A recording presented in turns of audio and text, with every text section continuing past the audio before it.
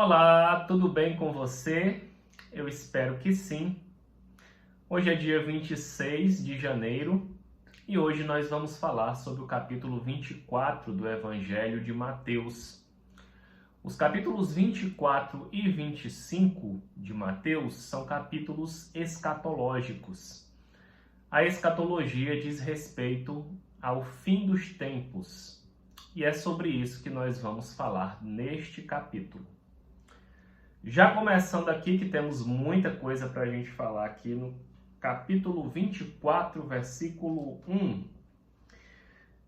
Tendo Jesus saído do templo, que templo? Que era que Jesus estava fazendo dentro desse templo? Volta lá no vídeo do capítulo anterior que você vai descobrir. Jesus deu um duro discurso aos fariseus, aos religiosos da época. E diz aqui, tendo saído ele do templo, ia se retirando quando se aproximaram dele os seus discípulos para lhes mostrar as construções do templo. Ele, porém, lhes disse, não vedes tudo isto? Em verdade vos digo que não ficará aqui pedra sobre pedra que não seja derrubada. Os discípulos olham para Jesus e dizem, olha, a construção do templo, como está bonita. E Jesus disse, não sobrará pedra sobre pedra. Tudo isso daqui vai ser destruído. Essa profecia que Jesus deu se cumpriu 70 anos depois, no ano 70 depois de Cristo. Então, você tem a capacidade de saber o que vai acontecer no futuro? Mas Deus tem. Deus sabe do meu e do seu futuro. Tudo que a gente faz, a gente entrega na mão e é se Deus quiser, se Deus permitir. Aqui os discípulos admirados com o templo era muito grande, muito bonito, e Jesus diz, não sobrará pedra sobre pedra.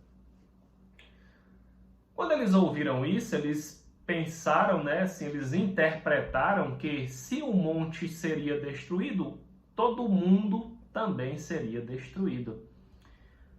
Versículo 3, no Monte das Oliveiras, eles estavam num monte, vendo de cima do monte o templo.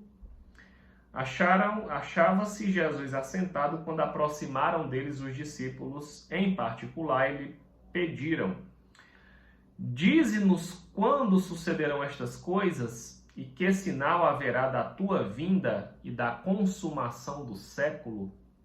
A consumação do século é a mesma coisa do fim dos tempos. Os discípulos aqui sobre o monte, olhando para o templo que Jesus disse que seria destruído, perguntaram 3 coisas aqui. Dize-nos, quando sucederão essas coisas? Quando ocorrerá o fim dos tempos?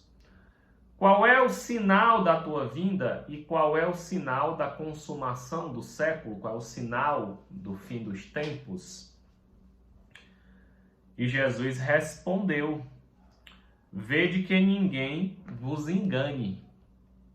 Jesus começou a resposta dizendo, olha, cuidado para que vocês não sejam enganados.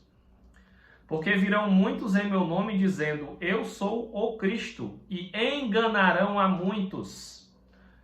Muitas pessoas já surgiram na história dizendo serem o Cristo. Muitas. Hoje, em 2024, tem um aqui no Brasil dizendo que é o Cristo.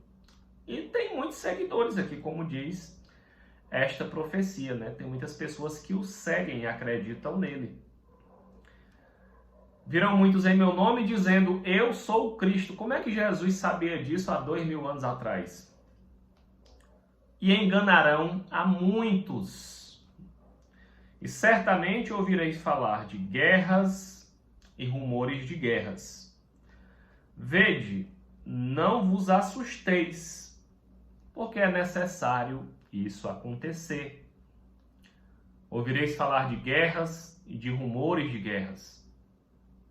Ou da guerra instalada, ou das ameaças, dos rumores. Atualmente nós estamos com umas 3 a 4 guerras em andamento e mais alguns rumores de guerra. Se nós formos lá para o Evangelho de Lucas, que também conta essa mesma parábola, essa mesma parte aqui escatológica, Lucas acrescenta também as epidemias. Isso está em Lucas capítulo 21, versículo 11. Então, além de guerras, se levantará nação contra nação, reino contra reino, haverá fome, terremotos em vários lugares. Vamos juntar aqui o que Jesus diz que vai ficar acontecendo? Guerras, rumores de guerras, fome, terremoto, epidemias, e tudo isso acontecendo. Eita, Emanuel! Tudo isso acontecendo junto é o fim do mundo, né? Às vezes, quando a gente vê algo muito ruim acontecendo, não é incomum a pessoa dizer: eita, isso aconteceu, é o fim dos tempos mesmo, é o fim do mundo. É não, irmão, olha aqui. Jesus disse aqui no versículo 6, vede, não vos assusteis, porque é necessário assim acontecer, mas ainda não é o fim. Rapaz, se está acontecendo guerras, rumores de guerra, peste, epidemia, fome, ainda não é o fim, e é o quê? Versículo 8. Porém, tudo isto é o princípio das dores. A comparação aqui é como uma mulher que está grávida e vai ter um filho. E ela começa a sentir as dores, quando ela começa o processo do trabalho de parto, a mulher começa a sentir contrações curtas e bem espaçadas. Contrações a cada 50 minutos, depois elas vão aumentando bem devagar, elas vão se intensificando cada vez mais, até que elas acontecem a cada 30 minutos, a cada 28 minutos, a cada 25 minutos. E quando as contrações estão bem fortes e acontecem de 5 em 5 ou de 3 em 3 minutos, mulher, é a hora de tu correr para o hospital para ter o teu filho. Foi essa comparação que Jesus utilizou aqui. Olha, vai acontecer essas coisas, mas não é o fim. Isso é o princípio das dores. E esses fenômenos, eles vão ganhando força e intensidade no decorrer da história dos tempos e da humanidade, porque é só o princípio das dores. Então sereis atribulados e vos matarão. Muitos cristãos foram mortos na história da humanidade, foram assassinados. Nos tempos de Roma, eles eram lançados no Coliseu para servir de espetáculo público, para serem comidos por leões. Muitos foram mortos em guerras, em perseguições. Até hoje, muitos países não aceitam o cristianismo. O cristianismo é proibido sob pena de morte. Então sereis atribulados e vos matarão, sereis odiados de todas as nações por causa do meu nome, por causa do nome de Jesus. Nesse tempo, muitos hão de se escandalizar ou de abandonar a fé. Por que essas pessoas vão se escandalizar? Ora, a gente está falando aqui de guerras, rumores de guerra, fome, terremoto, peste. Para os cristãos ainda, perseguição, morte. Aí vai ter uma parte dos cristãos que vão dizer: Deus me livre de um cristianismo desse. Eu que vou servir a Deus para viver atribulado, para morrer, para dar a vida por causa do nome de Jesus. Deus me livre, isso daí não é de Deus não. Deus é bênção. Deus é, enfim. Diz aqui que muitos vão se escandalizar. Lá na parábola do semeador que Jesus conta, ele diz que quando muitas pessoas vão seguir a Deus, vão receber a semente da palavra no coração, mas quando começarem as perseguições, vão se desviar da caminhada com Cristo. E se a gente não tiver muito ciente do que o próprio Jesus disse, a gente corre um risco muito grande de se distanciar desse caminho. Muitos hão de se escandalizar, trair e odiar. E no meio dessa confusão toda, de perseguição, de tudo isso por falar a verdade, por defender a verdade de Deus, versículo 11, o que vai acontecer? Levantar-se-ão muitos falsos profetas e enganarão a muitos. Falsos profetas vão pregar o que você quer ouvir. Você nunca vai ser confrontado, você sempre vai à igreja para receber a sua bênção, você sempre vai ouvir falar de prosperidade, de um Deus maravilhoso, bom demais, que só abençoa, independente do nosso comportamento ou da nossa vida de pecado ou do que esteja acontecendo. Lobos em pele de cordeiro. Como Jesus disse no discurso passado, no capítulo 23, pessoas que nem entram no céu e fecham a porta do céu para outras pessoas porque ensinam errado, não pregam a palavra de Deus, falsos profetas. E Jesus disse aqui que nesse clima eles vão se multiplicar e enganarão, não é pouca gente, não enganarão a muitos, muita gente. Aquele, porém, versículo 12, e por se multiplicar a iniquidade, por se multiplicar os pecados, por se multiplicar a maldade, o amor se esfriará de quase todos. À medida que nos aproximarmos do fim dos tempos, tanta iniquidade, tanta maldade, tanta prática de pecado, tanto homicídio, tanto adultério, tanta mentira, tanta situação, tanta despersonalização da vida humana, que o amor vai se esfriar. Deus é amor e Deus não coabita com o pecado. E nesse mundo de cada vez mais pecado, onde tudo, o mundo está ficando cada dia mais louco, os valores morais, os valores do mundo estão cada dia mais virados, instituições de família, de casamento, de tudo isso já tem cada vez menos valor. Estamos cada vez mais tecnológicos e cada vez mais distantes uns dos outros enquanto pessoas. E isso vai nos esfriando. À medida que a maldade avança, parece que tudo é normal, parece que rebater uma violência é normal, parece que o homicídio é normal, parece que o adoecimento é normal, parece que a pessoa que está passando fome é normal, parece que a gente não pode dar uma esmola porque ele que vai trabalhar. Maldade, iniquidade.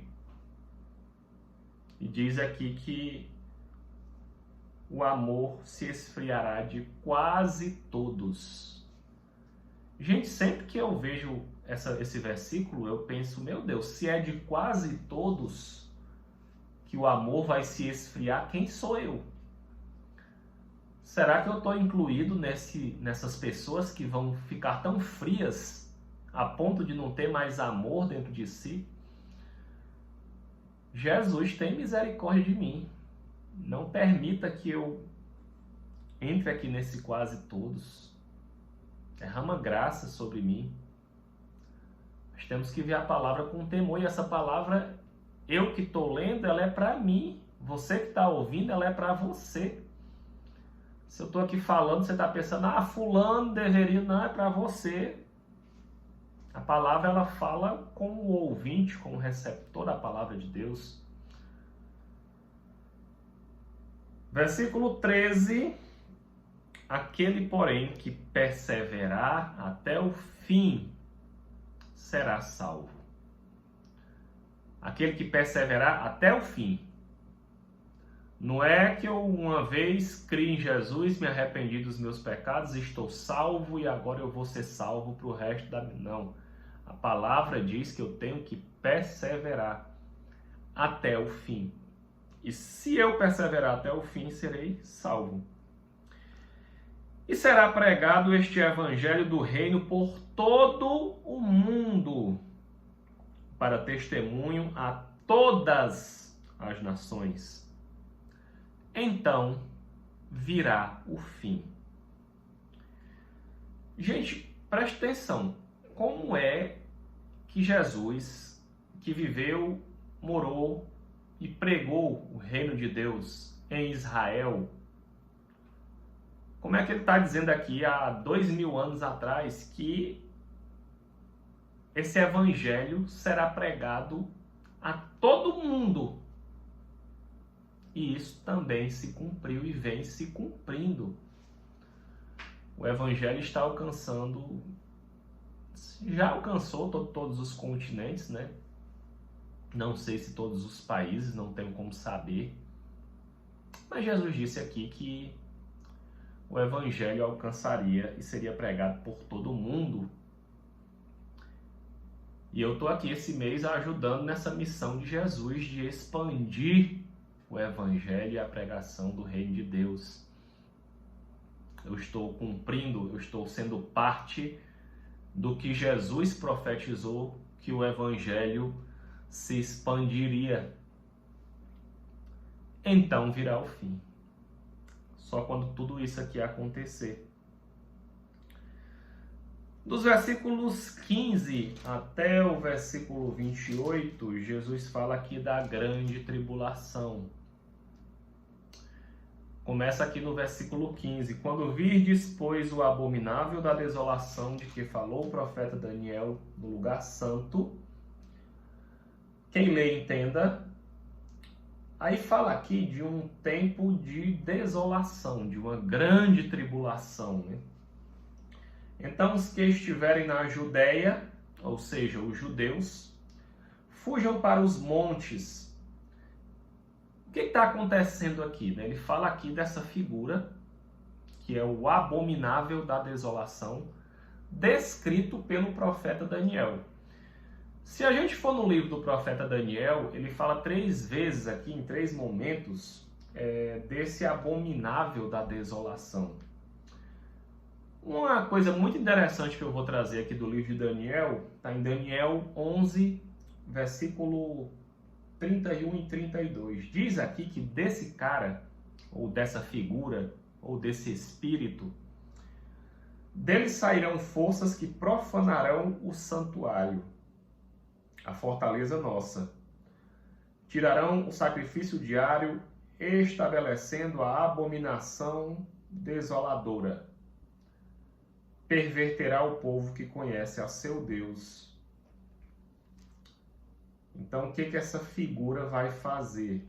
Profanar o santuário, insultar o santuário, destruir o que é santo, o que é sagrado. Essa profecia se cumpriu parcialmente em 70 depois de Cristo, quando o exército romano cercou Israel e destruiu completamente a nação de Israel. E nesse cerco, né, primeiro eles cercaram a cidade, não deixaram entrar alimento, destruíram as florestas. Muita gente morreu de fome, muita gente passando muita dificuldade. No conflito sem alimento, as próprias brigas internas entre as facções de judeus, os zelotes, os fariseus, os saduceus, uns brigando contra os outros em meio à crise alimentar, até que por fim os romanos invadiram Jerusalém, cercaram e depois invadiram. E essa profecia se cumpriu.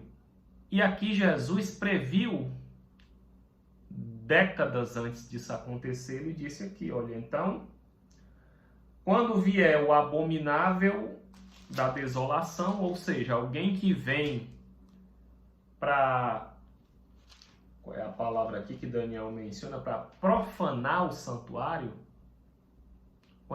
quando os romanos destruíram todos os judeus, aí eles foram para o templo e eles destruíram e queimaram e destruíram todo o templo de Jerusalém e profanaram o lugar santo. E é por isso que Jesus disse aqui também que do templo não sobraria pedra sobre pedra. E aí diz aqui, os que estiverem na Judéia, fujam para os montes, diante dessa invasão romana. Quem estiver sobre o eirado, né, sobre o telhado, não desça. Quem estiver no campo, não volte, fuja. Ai das que estiverem grávidas e amamentando. Já pensou? Durante uma invasão de guerra, uma crise louca, sem alimento, a mulher grávida e amamentando? Orai para que a vossa fuga não se dê no inverno, frio, chuva, aí é que é difícil de fugir, nem no sábado. E aqui os judeus guardavam o sábado. Não faziam nada, não faziam trabalho e não podiam andar longas distâncias no sábado, o que os impediria de fugir para obedecer a Deus diante desse cenário de guerra. Porque nesse tempo haverá grande tribulação, como desde o princípio do mundo até agora não tem mais havido, nem haverá jamais.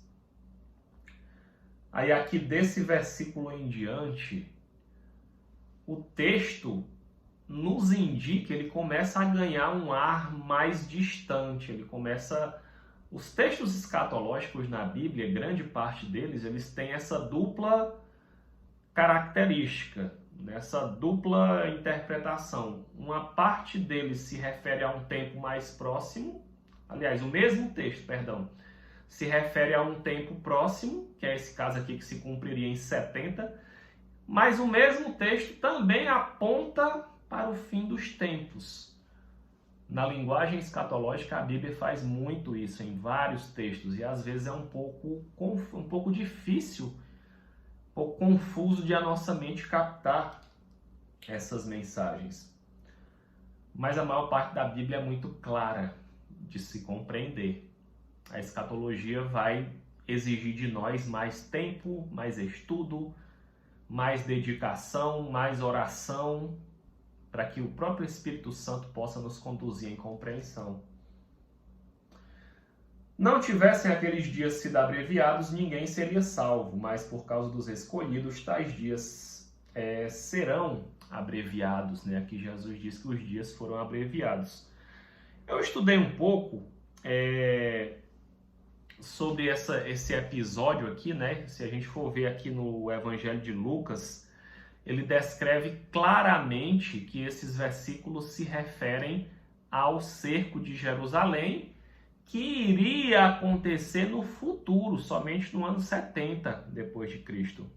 Lucas 21:20 diz assim: quando, porém, virdes Jerusalém sitiada de exércitos, sabei que está próximo a sua devastação. Quando vocês verem Jerusalém sitiada, cercada, então Lucas ele é mais específico, ele é mais enfático, contando esse mesmo episódio aqui. Tem um historiador, Joséfo, que ele conta que nesse tempo Jerusalém ficou literalmente inundada de sangue. As ruas eram como rios de sangue, a comparação é essa, de tantos judeus que foram mortos.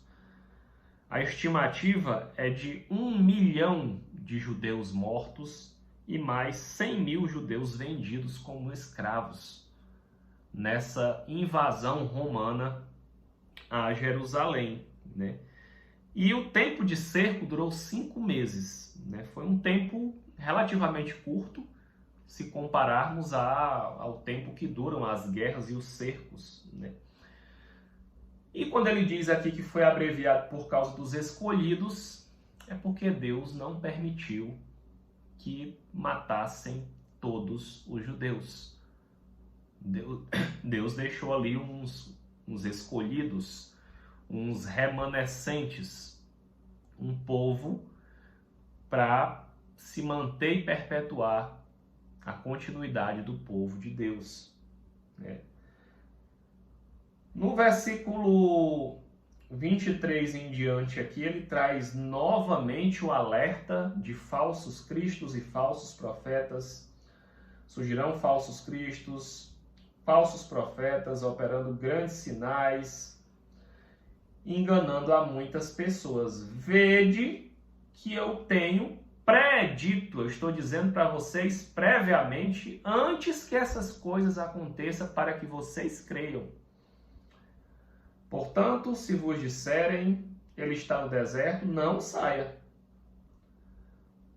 Ele está no interior da casa, não acredite.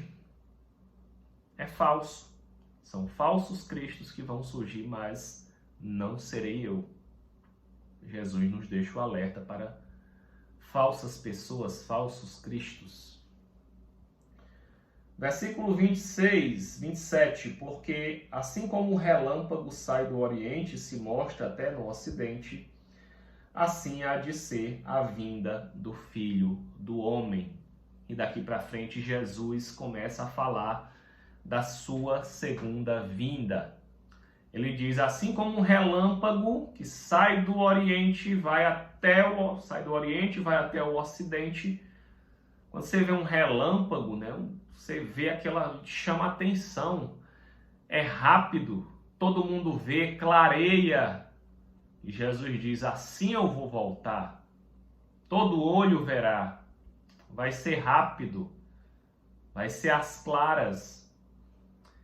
E diz aqui no 28, onde estiver o cadáver, ali se ajuntarão os abutres. Onde tem um cadáver, se juntam em cima os abutres, os urubus, e não há como esconder aquele cadáver. Jesus está dizendo que ele virá, que a vinda de Jesus vai ser às claras, à luz do dia, todo olho verá. E diz a palavra que toda língua confessará que ele é o Senhor quando ele voltar. Quando Jesus voltar a segunda vez, ele não vai voltar em humildade, ele não vai voltar como um cordeiro que se entregou mudo na cruz. Diz aqui como vai voltar. O que vai acontecer quando Jesus voltar? Versículo 29. O sol escurecerá, a lua não dará sua claridade, as estrelas cairão do firmamento e os poderes dos céus serão abalados. Então aparecerá no céu o Filho do Homem, todos os povos se lamentarão. Sabe, todo mundo que não crê que Jesus vai voltar, no dia que ele voltar, essas pessoas vão lamentar, vão dizer assim, meu Deus, era verdade mesmo, ele existe mesmo, essa história da volta de Jesus é verdade, ele voltou. E verão o Filho do Homem vindo sobre as nuvens do céu com poder e muita, muita, muita glória. Ele virá glorioso, poderoso. E ele enviará os seus anjos com um grande clangor de trombeta, os quais reunirão seus escolhidos de uma a outra extremidade dos céus. E aqui Jesus fala na sequência aqui sobre a parábola da figueira, que assim como, perto do inverno, quando vem as primeiras chuvas, as árvores começam a crescer, ele dá aqui o exemplo da figueira. Quando seus ramos se renovam e as folhas brotam, sabeis que está próximo o verão. Quando as plantas começam a brotar, começam a ficar verdinhas, vou pegar aqui no Ceará, por exemplo, quando as plantas começam a ficar verdinhas, a gente sabe que está começando a chover, que vem as primeiras chuvas, que começa a mudar aquela paisagem. Assim também, quando vocês verem todas estas coisas, todos esses sinais que nós falamos aqui, sabeis que está próximo às portas, está batendo na porta. Passará céu e terra, porém as minhas palavras não passarão. Mas a respeito daquela hora, ninguém sabe, nem os anjos do céu, nem o Filho, senão o Pai. Tá, Emanuel, você está falando aí dos sinais e tudo, e lá atrás os discípulos tinham perguntado quais os sinais e quando seria o fim dos tempos. Muitas pessoas já tentaram dizer quando era o fim dos tempos, já disseram que era no ano 2000, que Nostradamus, que isso, que aquilo, que gente, ninguém sabe. Por que ninguém sabe? Porque Deus não quis revelar essa informação. Ele só nos deu sinais para dizer que virão esses episódios, e eles acontecem, eles são verdadeiros, mas ele não disse quando, ele só disse que virá de repente.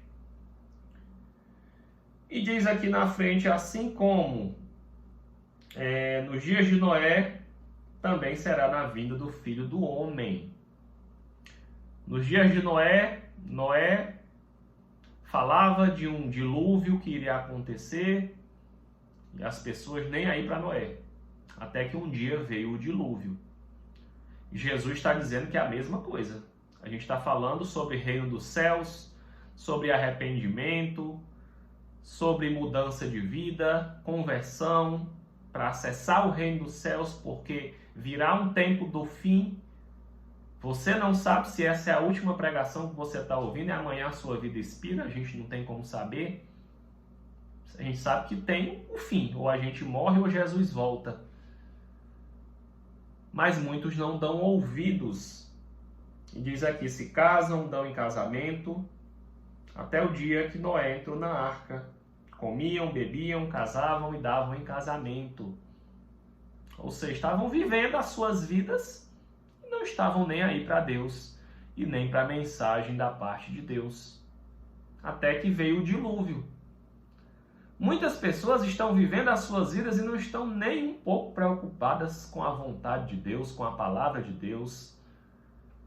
Não estão preocupadas com a vida eterna. Estão vivendo, como diz aqui a palavra, comendo, bebendo, se casando, se dando em casamento, banalizando o casamento, comendo e bebendo à vontade, se deleitando, se divertindo, e se esqueceram de Deus e da vida eterna. Eu costumo dizer que para receber a condenação do inferno, a gente não precisa fazer nada, absolutamente nada, é só deixar a vida seguir o seu curso. Agora, para herdar o reino dos céus, para acessar esse reino nessa terra e para a eternidade, aí a gente precisa ter toda uma mudança de vida e de atitude para a gente conseguir atingir, chegar no reino de Deus. E não perceberam, senão quando veio o dilúvio e levou a todos o dilúvio. Assim será também a vinda do Filho do Homem. Quando Jesus voltar, vai ser semelhante ao dilúvio. Então, 2 estarão no campo, um será tomado para Deus e o outro será deixado. Deus separa os seus de um mundo perverso.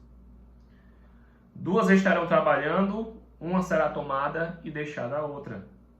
Portanto, vigiai. Deus nos manda estar constantemente vigilantes. Vigilantes sobre os nossos atos, sobre as nossas práticas, sobre o que você fala e eu falo. Porque senão a gente pode cair, se distanciar, pecar, desagradar a Deus, fazer besteira, se a gente não tiver vigilante. Vigiai, porque não sabeis o dia que vem o vosso Senhor. Mas considerai, se o pai de família soubesse a hora que virá o ladrão, vigiaria e não deixaria que fosse arrombada a sua casa. Por isso, ficai vós também apercebidos, a hora em que não cuidais, o Filho do Homem virá.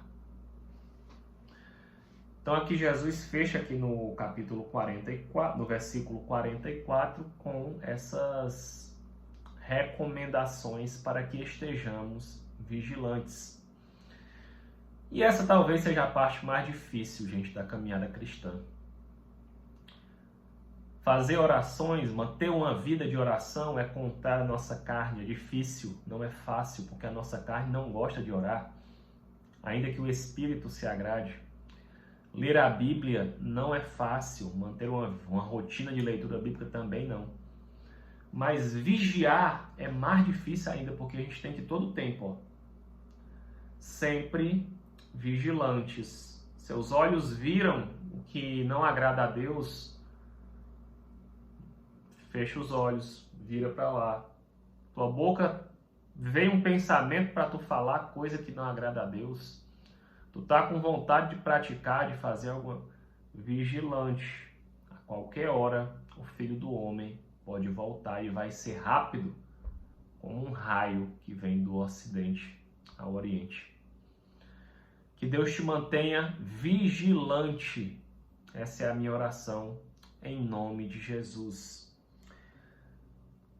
Na sequência aqui, Jesus vai falar sobre 3 parábolas que continua falando sobre o fim dos tempos, mas eu vou dar sequência amanhã, porque nós já estamos aqui com muito tempo.